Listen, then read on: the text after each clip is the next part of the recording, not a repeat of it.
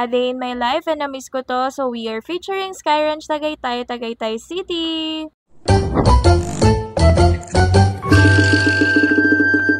Maaga nga kami nagising dahil nagkayayaan nga magtagaytay ngayong araw. Wala talaga sa plano to pero matagal na rin kasing nagkakabanggitan about sa Tagaytay. Hindi rin namin sure kung saan kami magpupunta na attractions dito. Pero habang nasa biyahe at nag-iisip nag-stop over muna kami sa kainan dahil gutom na talaga kami. Dito nga pala kami kumain sa Somi Ayu. Isa rin kasi to guys na na-feature ng isang vlogger. Regular servings lang to pero sobrang dami na. After nga yan is bumiyahe na rin kami agad papuntang Skyranch. At dahil sobrang haba ng pila inauna na kami sa pinaka main gate, naglakad na lang kami. At pagdating nga namin doon, isang haba talaga ng pila at ang daming tao ngayong araw. Kita nyo naman, sobrang crowded. Kala mo naman talaga. Bumili na kami ng admission ticket dahil andyan na yung mga partner namin. Bale, 120 pesos yung admission ticket. Ma-enjoy mo na lahat ng attractions na nakikita mo sa paligid mo. Yes, kahit hindi kayo mag-book ng rides, pwede nyo naman tignan or mag-picture-picture or bumili sa mga outlets dito. Dito pa nga lang guys, sa Taal View, talaga namang sulit na kayo. Alam nyo naman ako guys, mahilig talaga ako sa tinatamaan ng araw at mga ganyang vibe. Habang nag-iisip nga kami kung mag-ride all-you-can tickets ba kami, naglibot-libot muna kami and ang dami talagang attractions dito guys. Kaya kahit magmuni-muni ka lang or mag-picture dito, okay lang. Pero nag-avail kami sa Klook ng ticket dahil mas mura doon. Dito sa tapat ng horseback riding part nyo, makiklaim yung pinaka-band. Eto na nga rin pala yung mga rides na included. Bali, lalagyan kayo ng band and tatatakan ulit dyan. After nyan, pwede na mag-ride. Bali, inuna nga namin sakyan itong Red Baron dahil eto ang gusto ni Junanax. Pati na rin ang pinsan niya. Diyos ko, nakakahilo dito. Siguro dahil mabagal yung andar niya. After nyan, sumakay naman kami dito sa express train. Bale, isa to sa one-time ride lang nakasama dun sa ticket namin. Pero okay lang dahil malilibot nyo yung buong Sky Ranch. After nga nyan, dito naman kami sumakay sa Nessie Coaster, which is hindi ako nakasakay kasi yung anak ko ayaw. Pero yung pinsan niya na babae, go na go talaga doon. Nakakaloka talaga. Parang baliktad naman talaga dahil. And dahil nalibot nga namin sa express train, yung ibang lugar, dito naman kami sa kabilang side ng Sky Ranch and meron naman ditong City Rail. Eto yung train na green guys, City Rail naman ang tawag dito. Yung hilo ng kapatid ko dito parang pang-uwian na. I mean yung hilo sa mga nasakyan naming una, hindi dito sa train. And then sumakay kami ng partner ko dito sa Sky Cruiser. Diyos ko, nalulula ako dyan day. Habang yung partner ko tawa pa ng tawa habang ako'y nagmumumura. And then malapit lang dyan guys, may ganito siyang arcade area. Dyan tumambay yung kapatid ko tsaka yung jowa niya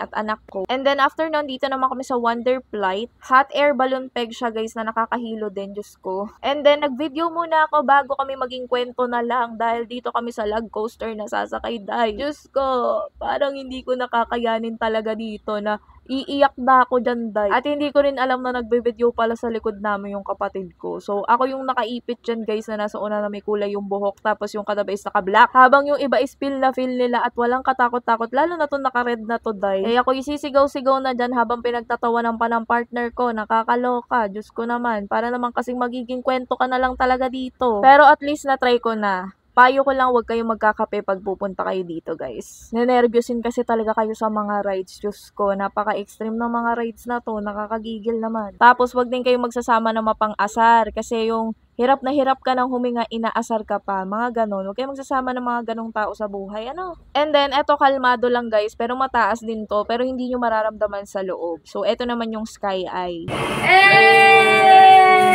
Bale, maganda sana talaga to guys kapag paggabi na, eto yung ihuli nyo sa mga rides kasi ang ganda ng mga lighting sana. Yun nga lang na ulan-ulan or ambon na neto. And syempre, babiyahe pa kami pa uwi, kailangan ng onting lakas. So, eto lang muna. Sana masundan pa to.